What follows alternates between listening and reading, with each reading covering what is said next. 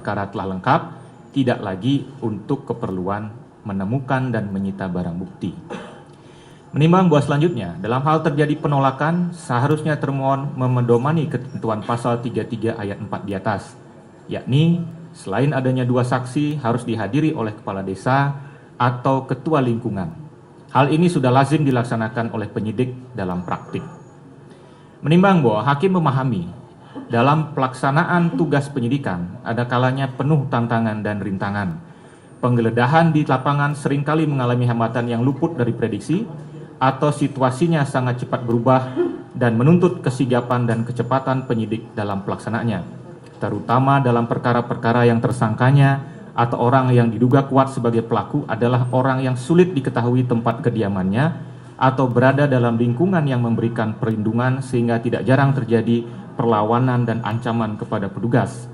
Namun keadaan seperti ini sifatnya kasuistis. Tidak di setiap perkara proses penyidikannya terdapat keadaan-keadaan seperti yang diuraikan di atas.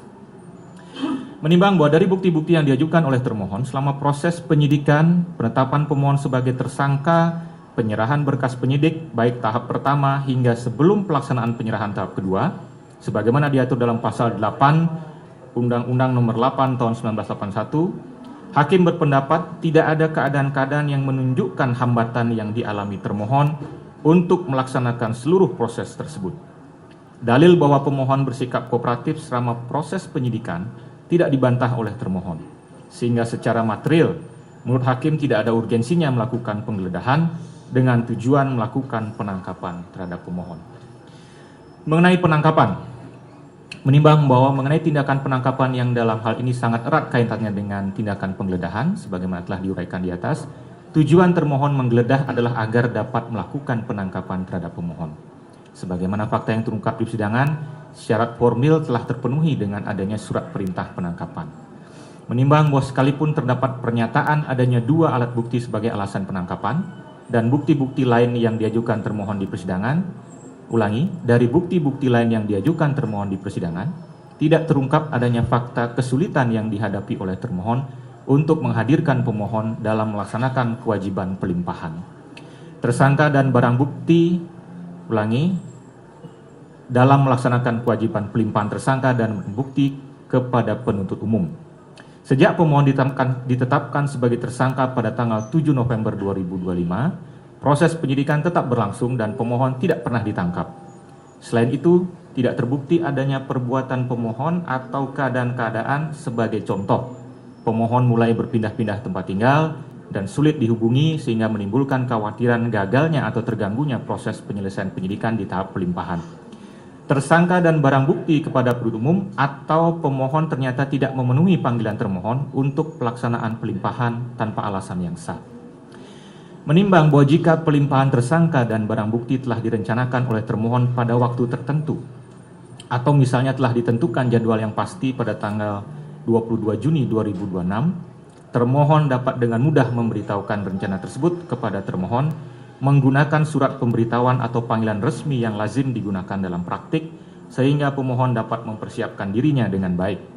Penggunaan upaya penggeledahan dan penangkapan yang dilakukan termohon tanpa dapat dibuktikan adanya alasan-alasan yang dapat dipertanggungjawabkan menurut hakim adalah tindakan sewenang-wenang. Menimbang bahwa oleh karena terdapat cacat formil dan material dalam tindakan penggeledahan dan penangkapan yang dilakukan oleh termohon, maka sudah sepatutnya tindakan penggeledahan dan penangkapan tersebut dinyatakan tidak sah. Kedua,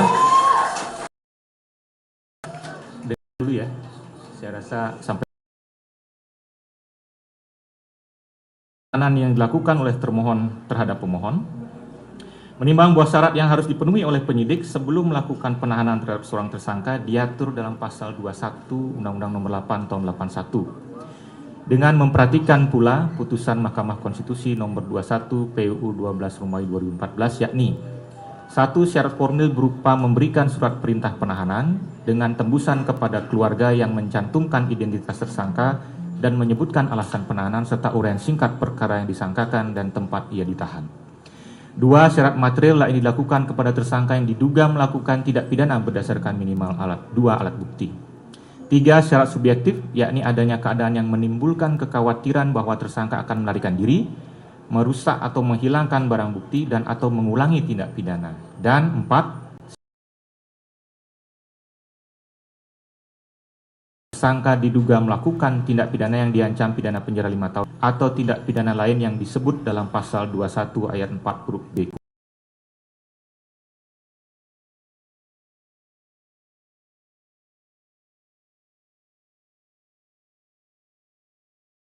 Nomor SPH 458 Jaya tanggal 19 Juni 2026. Di dalam bagian pertimbangan surat penahanan tersebut tertulis kalimat sebagai berikut.